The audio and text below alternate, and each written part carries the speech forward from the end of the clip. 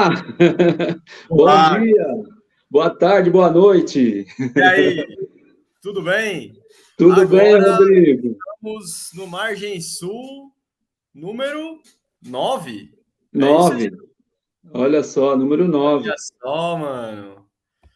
Já Então, foi mais. gente, essa semana nós vamos fazer o programa gravado, porque eu tenho compromisso aí da militância, não vou poder estar no horário, mas a gente se compromete a entregar aí o conteúdo de qualidade, é ou não é, Reginaldo? Exatamente, exatamente. Compromisso feito todo sábado, estamos aqui em respeito aos nossos, não sei como é que fala, se é telespectador, se é, sei lá, Telenauta, telenauta, não sei como é internauta, que chama, mas é o pessoal que está aqui presente no nosso programa aí.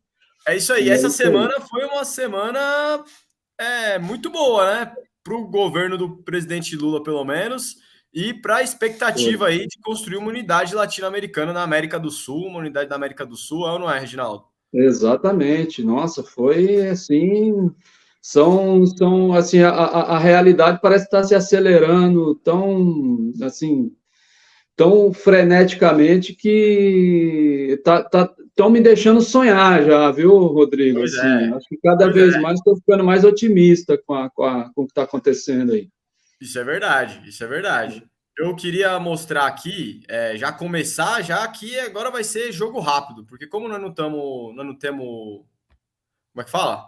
Como nós estamos gravando, então Não tem comentário? vamos agilizar. O negócio é o seguinte aqui, ó.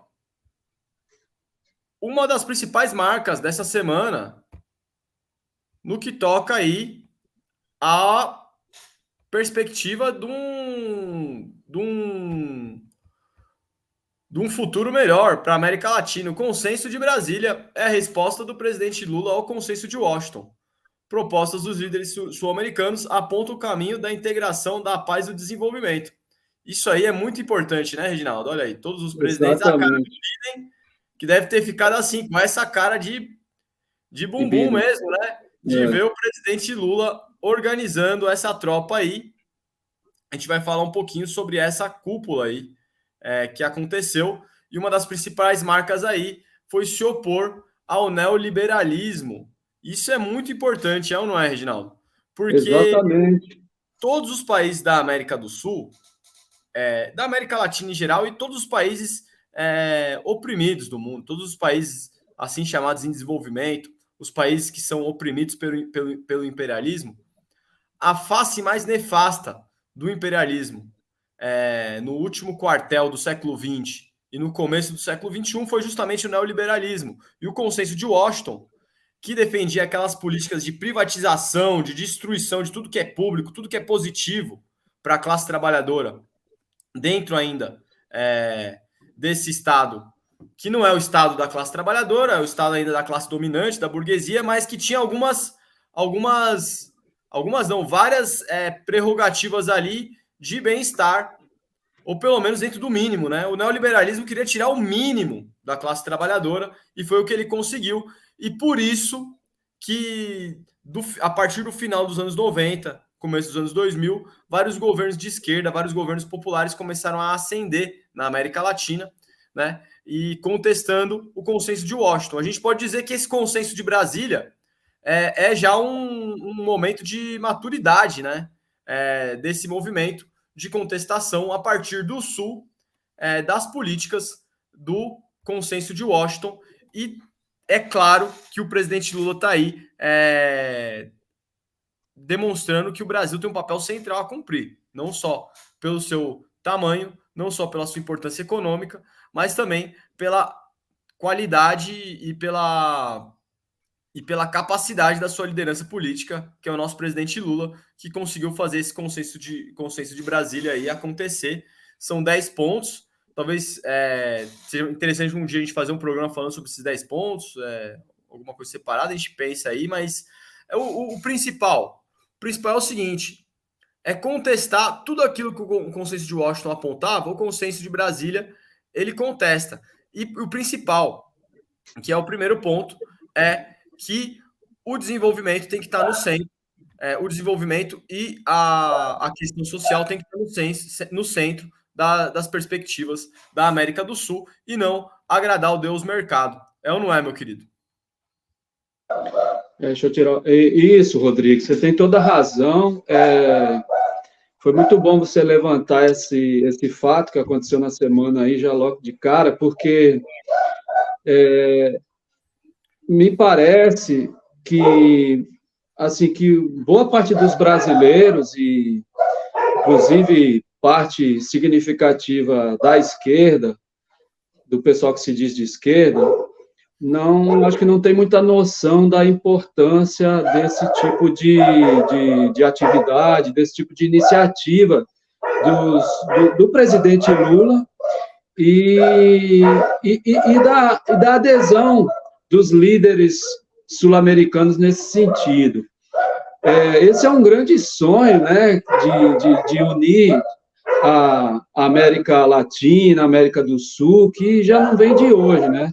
Já vem dos tempos dos colonizadores espanhóis, do Simão Bolívar, que sonhava em unir a América Latina, enfim, mas esse sonho sul-americano, ele parece muito distante de nós brasileiros, né? Nós brasileiros, ao longo da nossa história aqui, aprendemos a ficar um pouco separados da América Latina, né, da América do Sul.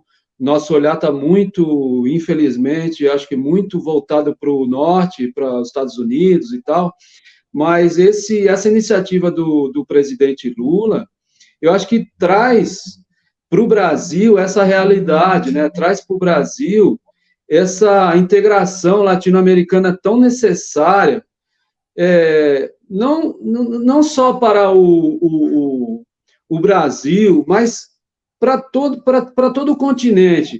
E é nessa união de forças, eu acredito, Rodrigo, que nesse consenso de Brasília e outras iniciativas que eu espero que venham, que a gente vai conseguir se libertar das garras desse imperialismo estadunidense, porque imagino eu que, unido com os países latino-americanos, que cada vez mais consensualizando medidas econômicas e até militares, porque esse consenso de Washington, de Brasília, também sinalizou nesse sentido, de ter cooperação militar, né? Então, assim, todo tipo de cooperação, afinal, nós somos irmãos, somos vizinhos, temos muitas similaridades, e é isso que eu acho que pode nos ajudar a nos defender das garras do império, né? Nós temos potencialidades e temos condições de desempenhar um papel no mundo muito superior ao que a gente desempenha hoje, muito menos periférico, muito mais central, e essa união da América Latina, eu acho que sinaliza que nós somos grandes, sabe? O Brasil é grande, mas a América é mais do que a América do Norte, ou a América, como os norte-americanos chamam América, a gente já engoliu esse palavreado, né? América Estados Unidos. Não, a América é a América do Norte, América Central, América do Sul, nós somos americanos também, né? Então, essa autoestima, essa possibilidade de trazer progresso, de trazer prosperidade para os nossos povos aqui, que sempre fomos superexplorados, oprimidos e tal, escravizados, colonizados, enfim. Eu acho que abre-se um leque, por isso que eu estava falando no início que eu estou otimista, abre-se uma perspectiva nova, de um mundo novo. Se vai dar certo ou não, eu não sei, mas está caminhando, né? E o presidente Lula está liderando isso tudo. Por isso que eu falo que eu acho que a dimensão dessas mudanças ela é tão grande e tão importante que eu não sei se os brasileiros, se parte daqueles que se dizem líderes de esquerda aqui no Brasil estão se dando conta. Porque a gente vê aí algumas críticas, algumas coisas, inclusive do pessoal da esquerda, em relação ao presidente Lula, que, sabe, que me parece tão pequena diante da perspectiva, e tão fora da realidade, diante do que a gente tem para para construir, diante do tamanho do Brasil, diante da dimensão que a gente está finalmente se dando conta do quão o Brasil é importante para o mundo, né? Então, assim, Rodrigo, eu tô esperançoso, mas eu vou fazer umas críticas aí. Não, daqui a pouco eu faço, vou deixar você continuar aí, mas eu acho que eu tenho que fazer umas críticas aí ao pessoal aqui mais ligado à esquerda nacional, porque tem coisas que são inconcebíveis, assim, sabe? Assim, que são. Eu não diria que que é de mal intencionado, mas eu digo que é mal compreendido da conjuntura que nós estamos vivendo, sabe?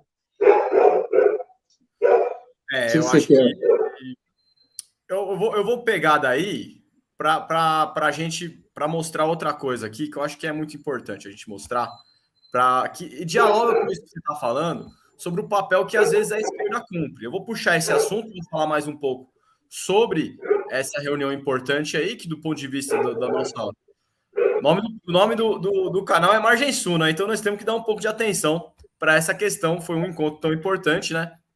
Bom, acho que todo mundo acompanhou. O presidente Maduro, da Venezuela, ele esteve aqui já a partir de segunda-feira, né? E ele esteve aqui a partir de segunda-feira. E o que aconteceu? Foi aquela euforia, né? Foi uma coisa assim meio lunática até, por parte da mídia brasileira, que é uma mídia extremamente cachorra, cadela mesmo, do imperialismo. E essa mídia, ela ficou maluca, porque o Brasil estava recebendo o Maduro como se ele fosse um líder de verdade, como se ele fosse um presidente eleito, que, pasmem, ele é um presidente eleito, né? Ele foi eleito dentro do sistema democrático, com maioria dos votos, ele tem o direito de exercer o cargo, apesar do imperialismo não gostar nada dele, porque ele é um líder socialista que continua o legado de independência e soberania da Venezuela, o legado de Hugo Chávez e de muitos que vieram, inclusive, antes do Chávez. Mas o que acontece? Você pega o que a mídia falava, e daí você pega hoje essa notícia aí, critica o Lula por falar sobre Nicolás Maduro. Por que o Lula falou, Reginaldo? O Lula simplesmente falou assim, foi construída uma narrativa de que na Venezuela não tem democracia. Foi construída uma narrativa e é preciso combater essa narrativa. Porque lá tem democracia. Tem um tipo de democracia lá, né?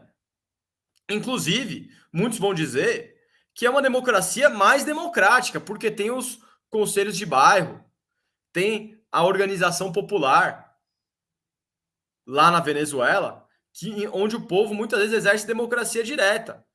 Não sei se você sabe, Reginaldo, lá na Venezuela tem organismos nos bairros de periferia que recebem recurso direto do governo e o próprio bairro decide como vai ser gasto.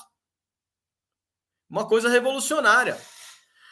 Mas muita gente não sabe das coisas, muita gente simplesmente acata o que o imperialismo fala. E nesse muita gente se inclui a mídia brasileira, e, infelizmente, uma parte da esquerda também, que toda a vida criticou a Venezuela, sem compreender o mais amplo contexto, sem nem procurar compreender o mais amplo contexto.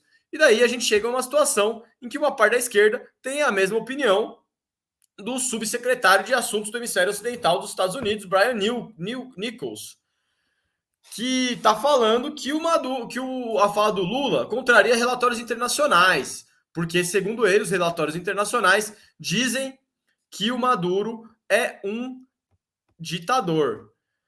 Agora, eu não sei se você lembra de uns relatórios internacionais encomendados pelos Estados Unidos, lá na época da guerra do Iraque. É engraçado, esses relatórios internacionais, eles acontecem de sempre acatar os interesses americanos, né? Eu não vi os Estados Unidos pedirem um relatório internacional decente a respeito da situação na Arábia Saudita, né, Reginaldo? Ou de outros parceiros e aliados dos Estados Unidos que são muito mais, têm muito mais problema com a democracia, são, na verdade, ditaduras, no caso da Arábia Saudita.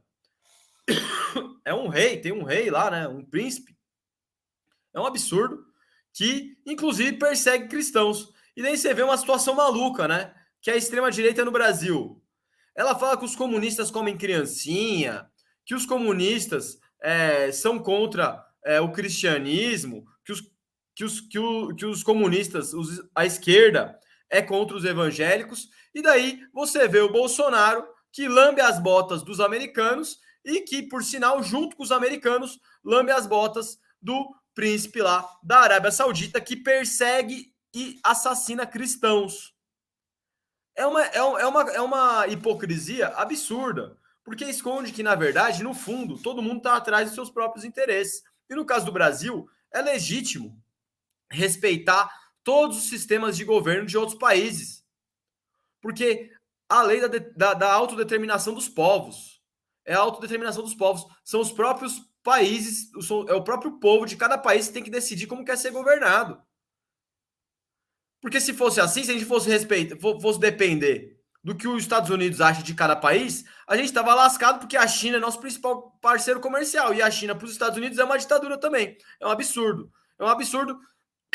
E tem outra questão. A Venezuela sempre apresentou superávites para o Brasil.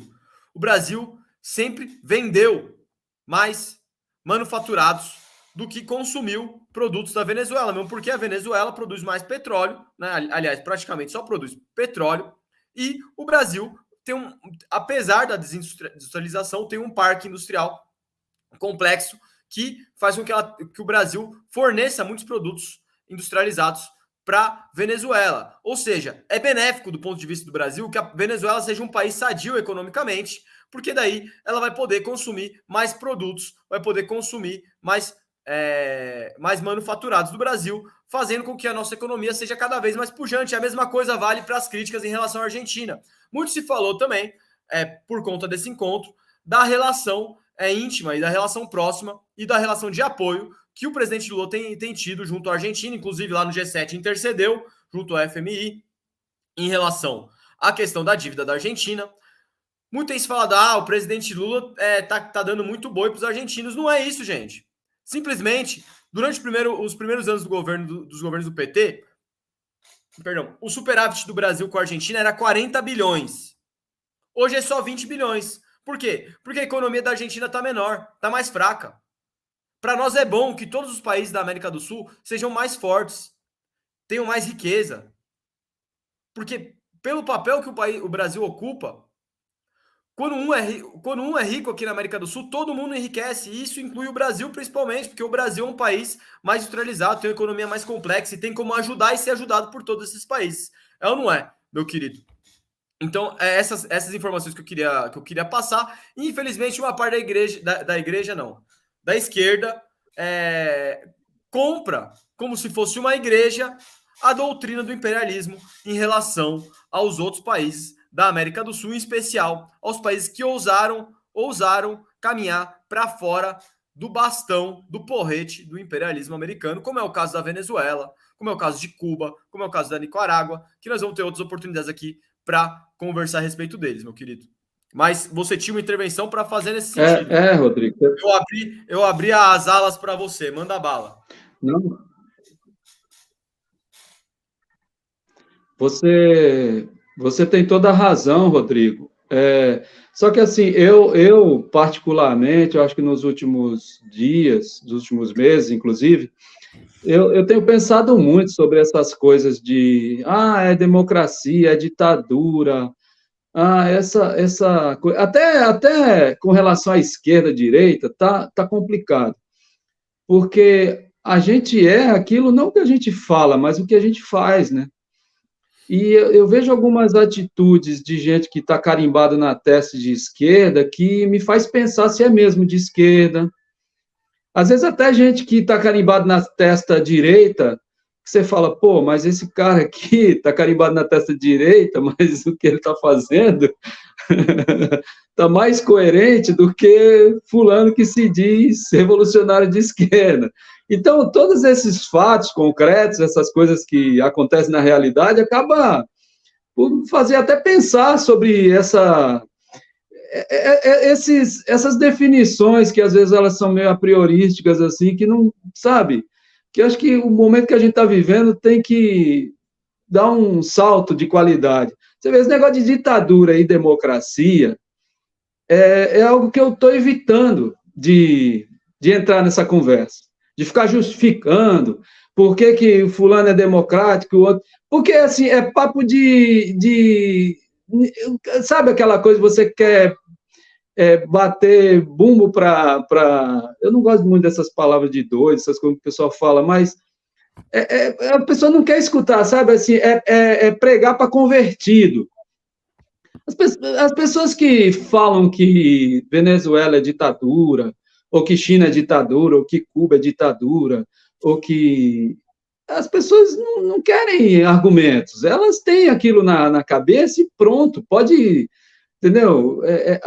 Lógico, o povão, a gente precisa dar informação e tal, mas se referindo à esquerda, a pessoal da mídia, esse povo sabe o que quer, esse povo está em guerra contra a gente e usa esse palavreado todo para poder destruir governos populares, né? Você falou, eu tive na Venezuela em 2006, Rodrigo. Em 2006 eu tive na Venezuela, passei 10 dias lá, e eu vi isso que você está falando. Eu fui numa reunião dos conselhos comunais, que são as reuniões, tive reuniões em bairro, lá o vereador, que aqui tem o status de parlamentar, lá não, lá é como se fosse um conselheiro, sabe? O cara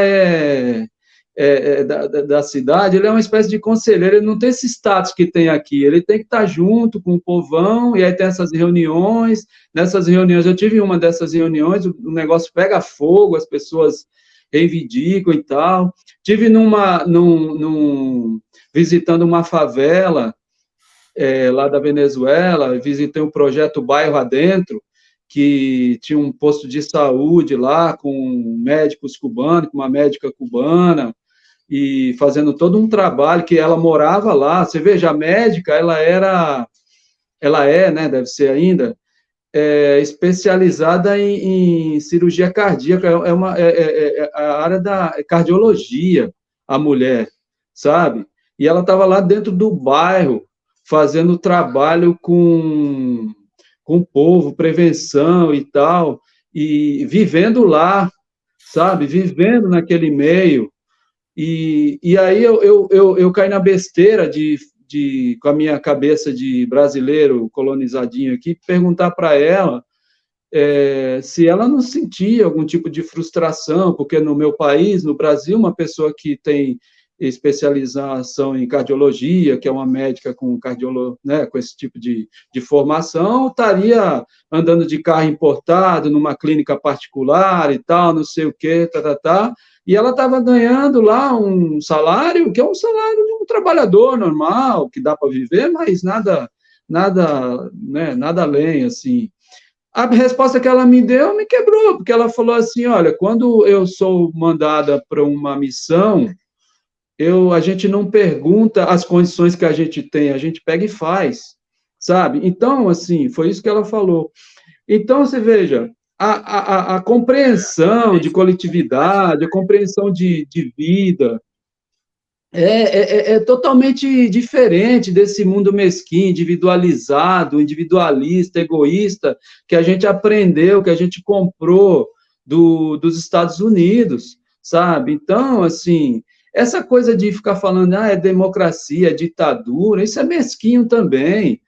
Os países, os povos, eles se ajustam, eles constroem a sua realidade conforme o que eles têm, conforme a sua realidade, inclusive as suas formas de gestão, essa questão da democracia. Poxa, a gente fala aqui, fica questionando a democracia, como se a gente vivesse aqui uma democracia plena, como se todos tivessem acesso a tudo, todos tivessem acesso à opinião, como se tudo aqui funcionasse bonitinho, fica falando, sabe, assim, por isso que eu não tenho tanto tanta paciência, porque você pega um país como a China, que tirou 850 milhões de pessoas da fome, da pobreza, que está dando condição de consumo para esse povo. A Venezuela, que luta contra 900 sanções norte-americanas. As sanções é uma arma de guerra que mata o povo. Não mata o governo Maduro, mata o povo. Assim como Cuba também vive com sanções, o Irã, todos esses países, com todas as suas diferenças culturais, políticas, históricas, civilizacionais,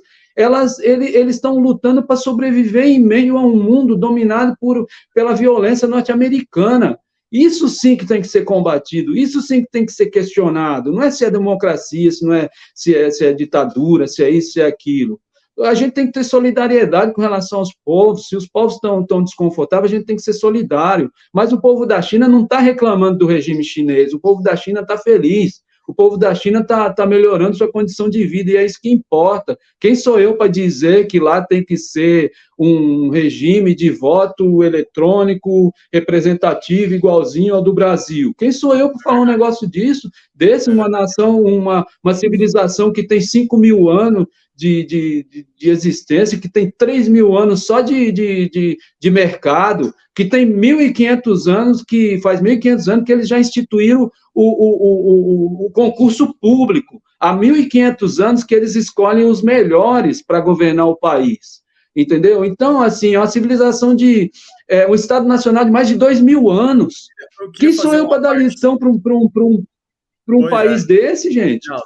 E a coisa é tão absurda, né, Reginaldo, que a gente chega assim...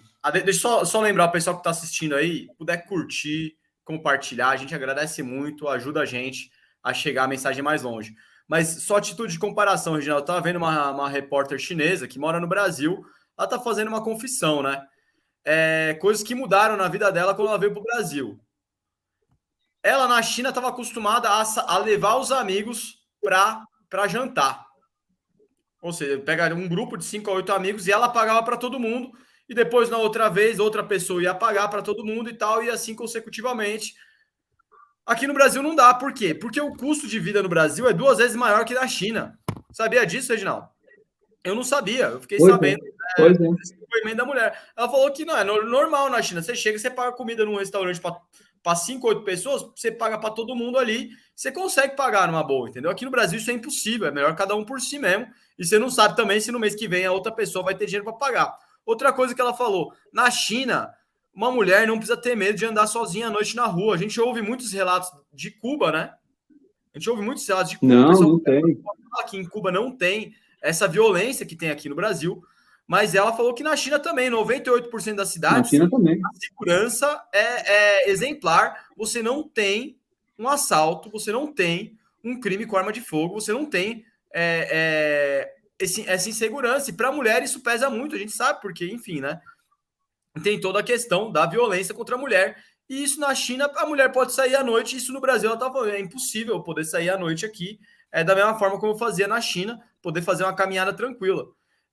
Vocês veem, as pessoas elas têm uma mentalidade, para muita gente pensa na China hoje, olha o mapa assim, nossa, lá deve ter trabalho escravo, né? Eu vi até uma conhecida minha esses dias falou: nossa, meu filho compra as coisas do Alibaba, AliExpress, mas eu falei para ele que, pô, não é legal comprar, porque eu fico preso na consciência, porque na China deve ter trabalho escravo, né? Eu virei falar para eu e falei: minha querida, se na China tem trabalho escravo, você é mais escravo ainda, porque a média salarial da China está superior à do Brasil. Não é? Essa aqui é a realidade. As pessoas simplesmente não conhecem, elas compram a versão dada pelo imperialismo. Por isso que é tão importante a gente fazer essa discussão aqui, Reginaldo, justamente nesse sentido que você está colocando aí. Porque nós temos que fazer com que as pessoas entendam. Um povo que se liberta dessa opressão, em que toda a riqueza vai para os bolsos dos parasitas do mercado financeiro que estão lá sentados com a bunda atrás de uma mesa no mercado de Wall Street, em Nova York, que são americanos, sem vergonha, lucrando com sangue, suor e lágrimas dos povos dos países oprimidos, como aqui na América do Sul, na América Latina, na Ásia, em todos os cantos do mundo.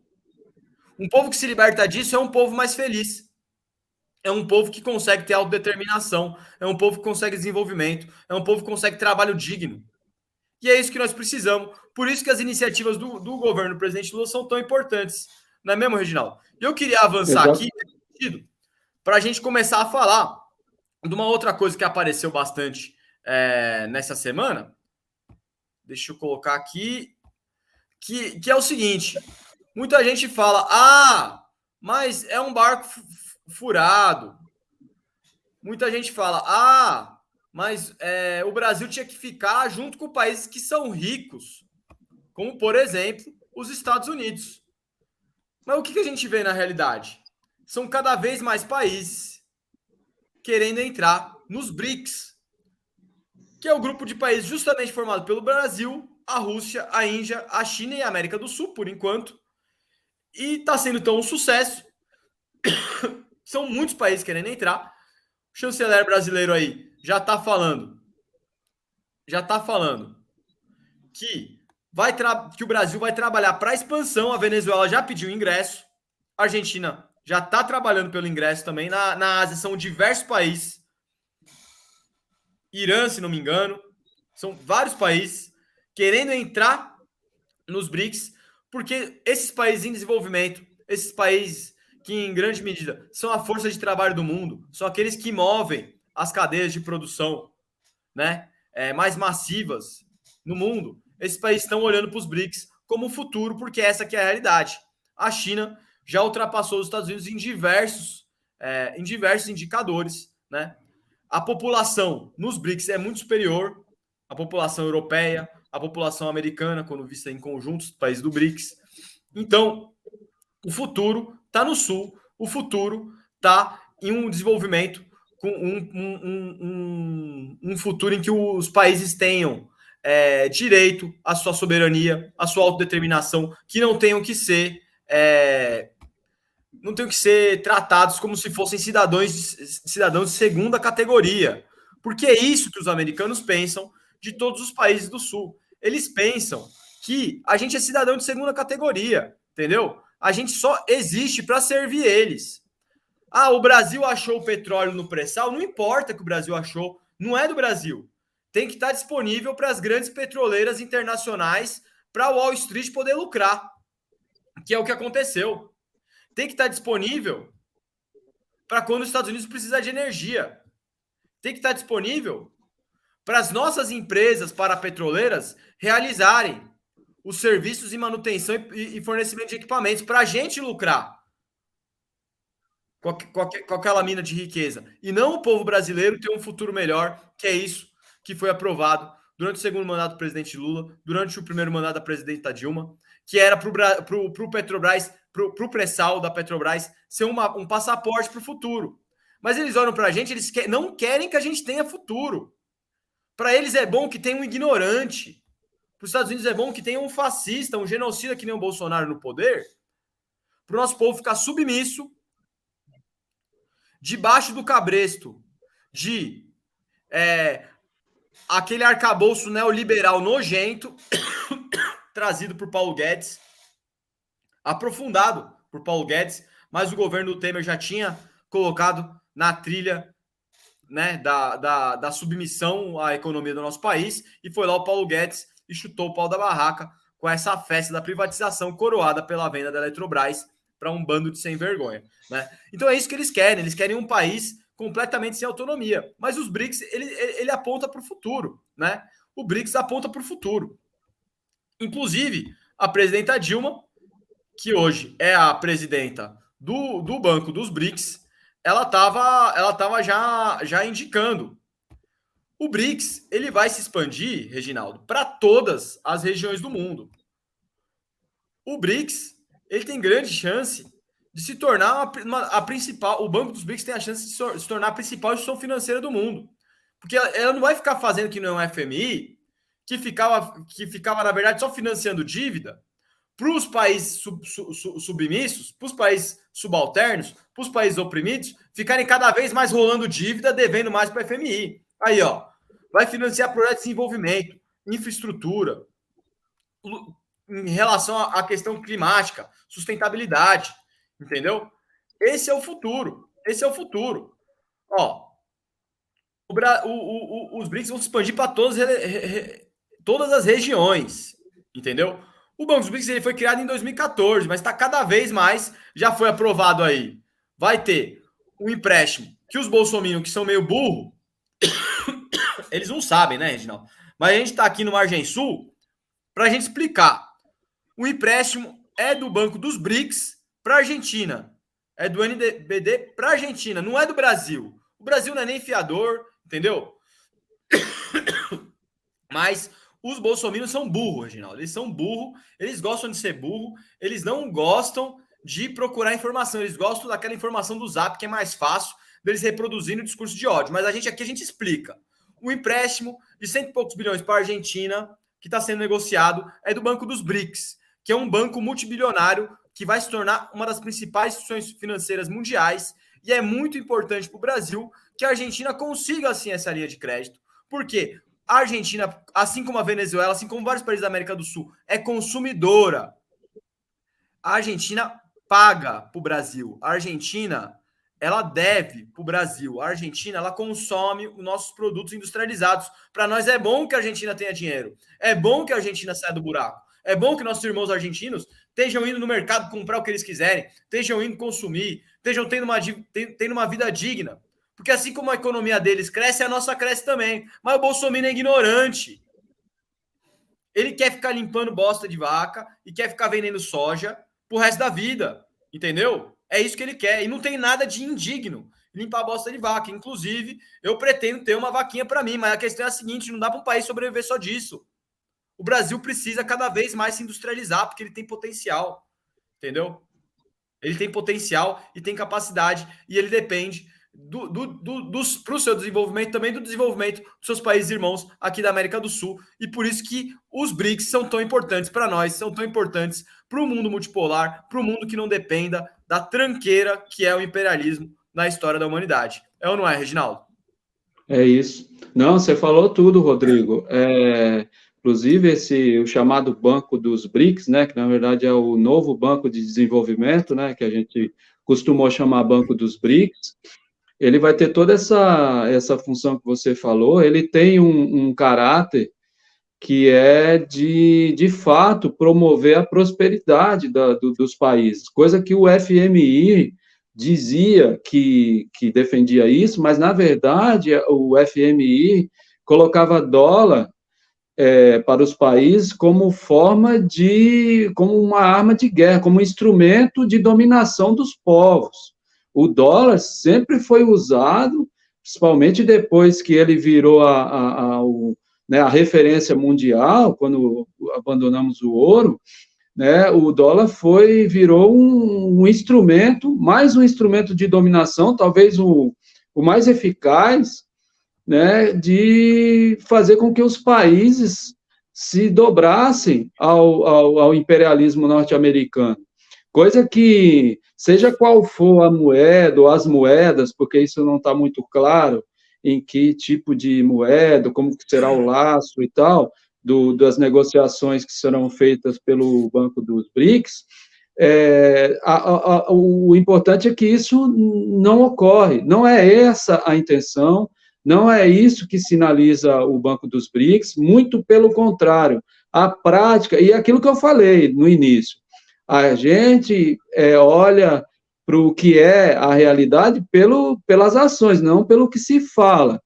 O que a China, principalmente a China, que lidera esse movimento, por ser a maior economia, né, e ter ganhado a dimensão que ganhou, tem feito na sua relação com a chamada nova Rota da Seda, que é toda essa expansão comercial que a China tem feito, no sentido de fazer totalmente ao contrário do que os Estados Unidos fazia.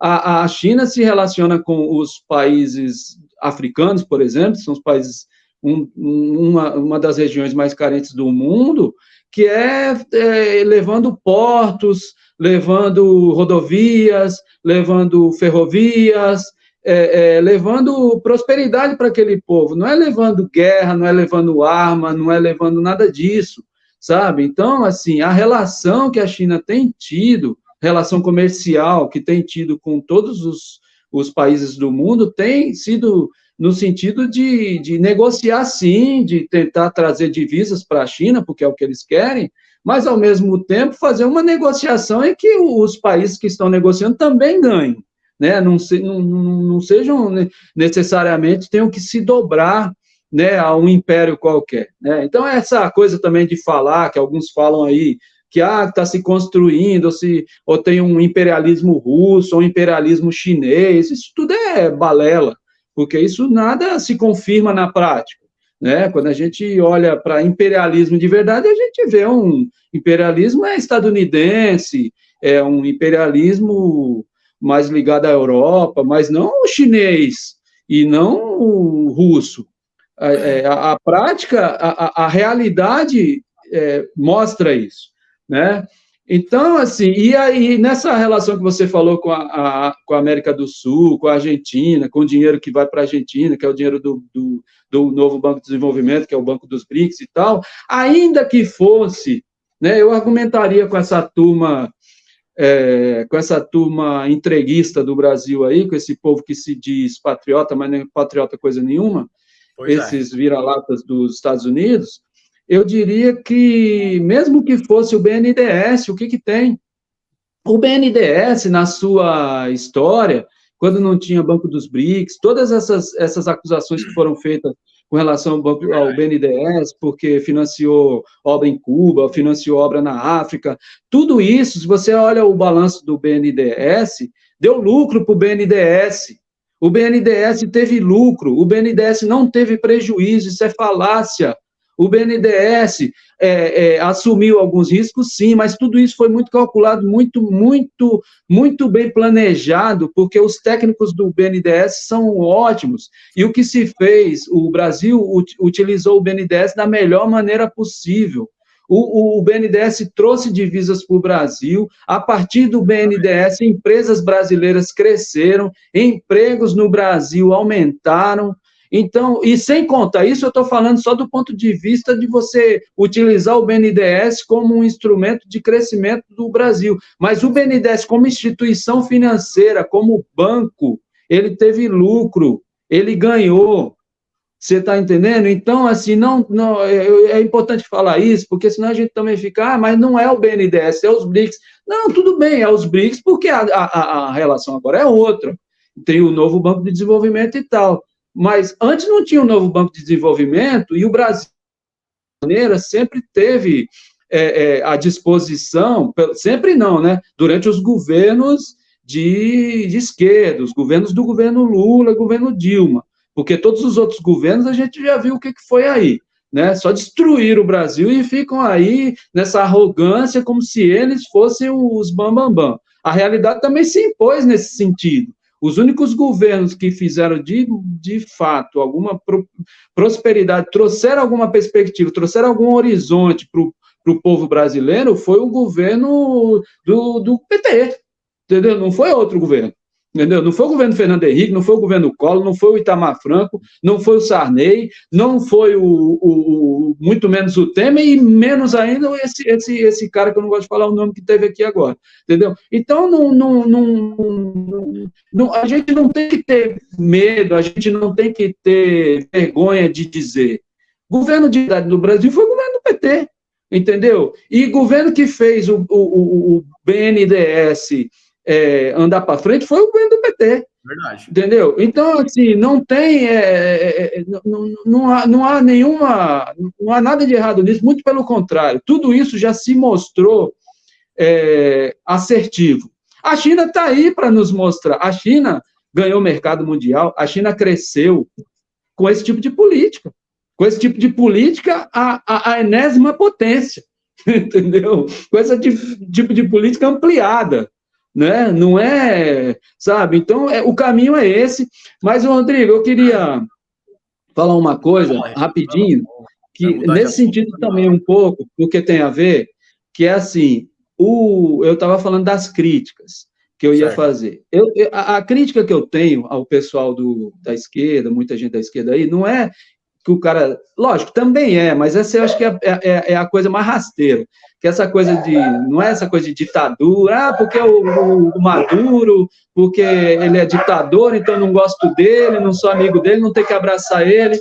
Isso é o que há de mais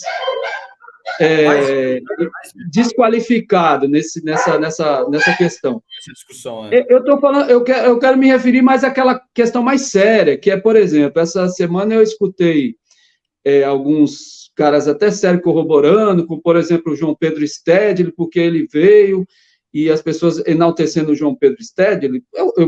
Primeiro eu quero dizer que eu tenho o maior respeito pelo João Pedro Stedley, por isso que eu estou fazendo uma crítica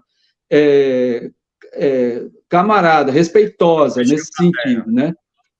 Exatamente, essa eu acho que é a que merece, que é no sentido de, não, que o João Pedro Stedley veio, que ele é sério, que estava falando que criticando o governo Lula, porque estava sendo muito fraco, porque tinha que trazer o povo, porque estava cedendo demais para o Centrão, que a gente tinha que mobilizar, que o governo Lula tinha que mobilizar o povo, tem que se referenciar com o povo e tal, e muitos enaltecendo esse tipo de crítica. Ora, tudo bem, vamos separar as coisas. Que o povo precisa ir para a rua, precisa, mas o povo precisa ir para a rua não é para criticar o governo Lula. O povo precisa ir para a rua para apoiar o governo Lula contra essas sacanagens que estão feitas contra o governo. O povo tem que ir para a rua para defender... Oi? Tem a contradição, não é para criticar. A pessoa fala que o povo não vai, que o governo chama o povo para ir para a rua, mas ao invés de apoiar o povo, de incentivar o povo a ir para a rua para defender o governo, a turma quer criticar o governo que não está levando o povo para a rua. Tem uma contradição aí, né? Está trabalhando contra os povos que está falando, né? Que é aquela coisa do preto e do branco. O cara fala assim, não, as pessoas têm que ir para a rua necessariamente para ir contra o governo. Se há governo, só ir contra. Então, o governo não interessa se é governo do PT, se é governo... Então, já é contra porque é governo, porque é Estado, porque tem... Enfim, é aquela coisa muito linear, né? O cara se esquece que o Lula está desempenhando uma tarefa para a classe trabalhadora que está dentro dos limites dele. Qual que é o limite dele? É o limite institucional, é o limite do... Oi. Só uma coisa, imagina se o povo da Venezuela tivesse essa visão aí e não fosse para a rua defender o governo só porque era governo. Fosse para a rua para criticar o imperialismo, tinha ganho já na Venezuela. Tinha virado um anexo da embaixada americana. Venezuela seria um Porto Rico, seria um Haiti, alguma coisa do tipo assim, entendeu?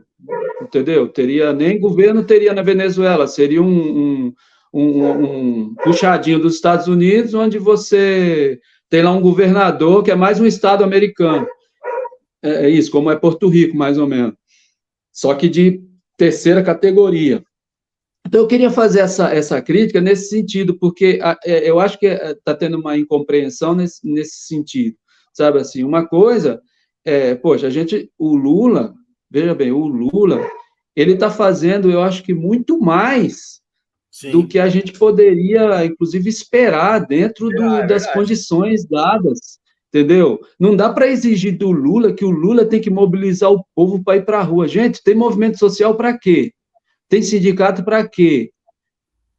É função dos ultra, que o pessoal se diz tão revolucionário, leva o povo para a rua para defender o Brasil contra as garras do Império norte-americano, do Império estadunidense. Leva o povo para a rua para defender o Brasil. Você está entendendo o que eu estou querendo dizer, Rodrigo? Não é questão... As pessoas ficam... E o que me espanta é que esse tipo de crítica, ela cria eco, sabe? Assim, não, é verdade e tal. Não, tudo bem, tem que ir para a rua, mas vamos analisar direito o que é esse negócio de ir para a rua. Sim. Ir para a rua como o MBL fazia, para correr o risco de vir vem para a rua qualquer aí e derrubar o governo? O que vocês querem, afinal de contas? Eu também sou a favor de ir para a rua, vocês sabem. Só que vamos olhar quem são os inimigos, estamos lutando contra quem? Entendeu? Então, isso tem que estar claro. Então, a minha crítica à esquerda é um pouco nesse sentido, entendeu? Tem que deixar claro qual que é o inimigo. E, Reginaldo, esse é o primeiro programa de junho que nós estamos fazendo, né? Em junho de 2023, é interessante isso que você está falando, em junho de 2023, faz 10 anos de junho de 2013, que se encaixa justamente nisso que nós estamos conversando aqui. Junho de 2013 teve amplas manifestações de rua que, primeiro, foram criticadas pela imprensa, depois a imprensa de direita abraçou, depois a extrema-direita abraçou e cresceu e vingou nas ruas, justamente porque uma parte da esquerda, acéfala, uma parte da esquerda, e daí todo mundo tem que fazer autocrítica, né? Quem estava lá envolvido no processo, mas o fato é, tinha sim um sentimento contra os partidos, entendeu? Tinha sim um sentimento antipetista forte dentro daquela parcela da esquerda que foi para a rua em junho de 2013, entendeu? Sem consciência nacional, sem consciência do que representa o imperialismo, sem consciência do papel que o Brasil ocupa no mundo, sem consciência do papel que o governo do PT no Brasil ocupava no mundo, para a América Latina, para a América do Sul, para os povos oprimidos do Brasil, que foram muito beneficiados pelos governos do PT, sem consciência de nada disso, uma parte da esquerda apoiou aquele processo de desestabilização que começou em junho de 2013, entendeu? E daí aconteceu o que aconteceu, né? O que aconteceu? A direita tomou as manifestações nas mãos, pegou aquele ímpeto das ruas que o pessoal do Passe Livre não sabia o que fazer com aquilo, entendeu? O pessoal do Passe Livre, na minha opinião, era um bando de menino tonto, inclusive conheço alguns, bando de menino idealista, que não tinha noção da política real, que acontece na realidade mesmo, para além do campo das ideias, entendeu? Exato. Não tinha noção da política real, e a política real que acontece hoje no mundo, como o Lenin já falou, já anunciou desde que escreveu o livro do imperialismo, é da luta contra o imperialismo. Essa é a chave central da luta de classes, desde que o imperialismo surgiu, entendeu? E essa esquerda idealista, né, até dogmática em algumas das suas formulações lá, imaginando que tinha um ser místico lá, né, que era o operariado, sei lá, o proletariado que ia de forma autônoma, sem nenhuma organização partidária, né, ignorando toda a construção histórica da classe trabalhadora no Brasil, ia fazer uma revolução a partir daquelas manifestações por causa de 20 centavos. O que nós ganhamos? O que nós ganhamos? O busão pode até não ter aumentado 20 centavos lá, né? Naquele ano.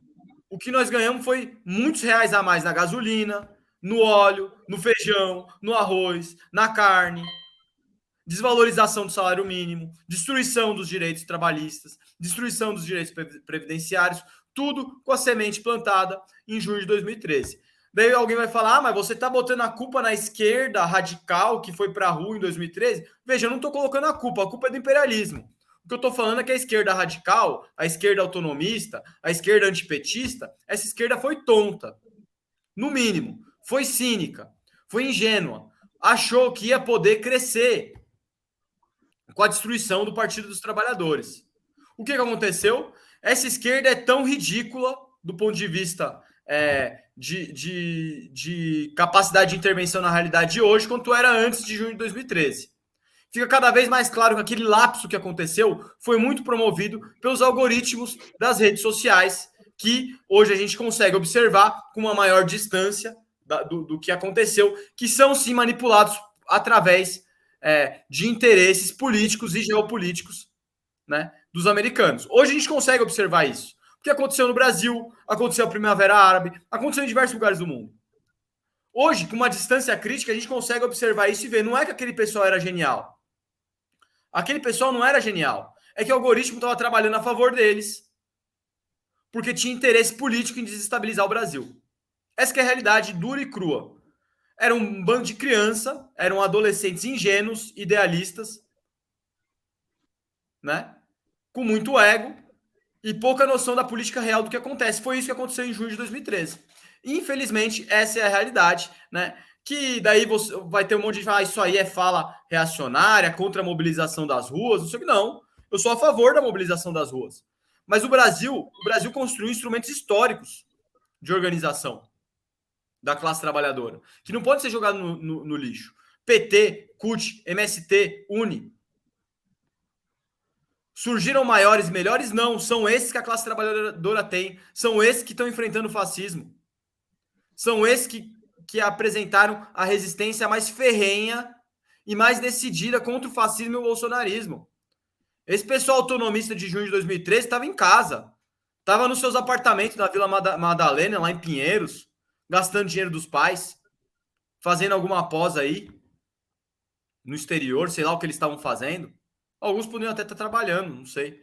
Mas o fato é esse, entendeu? Quem de forma orgânica, não estou falando dos indivíduos, eu estou falando de forma orgânica, as organizações que apresentaram a resistência mais decidida, mais ferrenha e mais crucial contra o fascismo, contra o monstro que o imperialismo tirou de dentro do esgoto, foram as organizações clássicas da classe trabalhadora, as organizações construídas por anos e décadas de luta pela classe trabalhadora, que foram tão defenestradas por essa esquerda radical que apoiou junho de 2013, que achava que junho de 2013 era uma maravilha, entendeu? Então, acho que nesse primeiro programa aqui de junho de 2023, 10 anos depois, eu acho que é importante também a gente fazer esse breve balanço aí, Reginaldo, com base nisso que você está falando, porque essa que é a realidade. Essa que é a realidade. 10 anos depois, com uma distância crítica em relação aos fatos, nós podemos observar. Os algoritmos trabalharam a favor daquela turminha de adolescentes e jovens ingênuos e idealistas, para fazer com que as suas intervenções nas redes sociais, que a expansão de todos os conteúdos relacionados àquelas atividades, àqueles atos, tivessem um alcance muito maior do que realmente teriam. E dessa maneira, eles precipitaram, assim como foi na Arábia Saudita, não, na Primavera Árabe, na Turquia, em vários lugares do mundo em que era do interesse do imperialismo, os algoritmos trabalharam a favor das mobilizações de massa para desestabilizar governos que não era do interesse do imperialismo que permanecesse do jeito que estava. Tá certo? Eu acho que essa é uma reflexão importante. É isso. Então, Rodrigo, e aí, só para fechar isso aí que você está falando, é bem isso mesmo. Foi bom você emendar isso aí, porque você deu um tom melhor aí, até do que eu estava querendo dizer, porque, veja bem, uma coisa é junho de 2013, naquela conjuntura, com a realidade daquele momento, com as peças que a gente tinha para poder fazer as análises, né, do que ocorria. E aí, cometer erros dentro daquele contexto é até compreensível, porque você não tinha um retrovisor para olhar para trás e ver algo parecido acontecendo, ou uma ação do Império, no sentido de agir daquela maneira. Então, cometer erros ali é compreensível. O problema é cometer o mesmo erro hoje, com tudo isso que aconteceu, com toda essa, né, com todo esse arcabouço de ações, de história. A história aconteceu e a gente não fez um balanço correto disso. Ou falo a gente, os nossos amiguinhos, né, os caras que estão aí, gente que está batendo na mesma tecla, que está fazendo o mesmo tipo de crítica, que está pedindo para ir para a rua do mesmo jeito, que está, sabe, assim, então, vamos acordar, né, vamos olhar vamos aprender com a história, vamos ver o que, assim, não é vergonha dizer que errou, sabe, eu mesmo errei tanto, nossa, sim, tanto, se eu for pegar né, as avaliações que eu fiz, se eu for contar aqui, vai dar vergonha, sabe, assim, mas, cara, é assim a vida. Estou tentando agora olhar para o que já foi feito e tentar fazer melhor agora. É assim que a banda toca, é assim que a vida segue, né?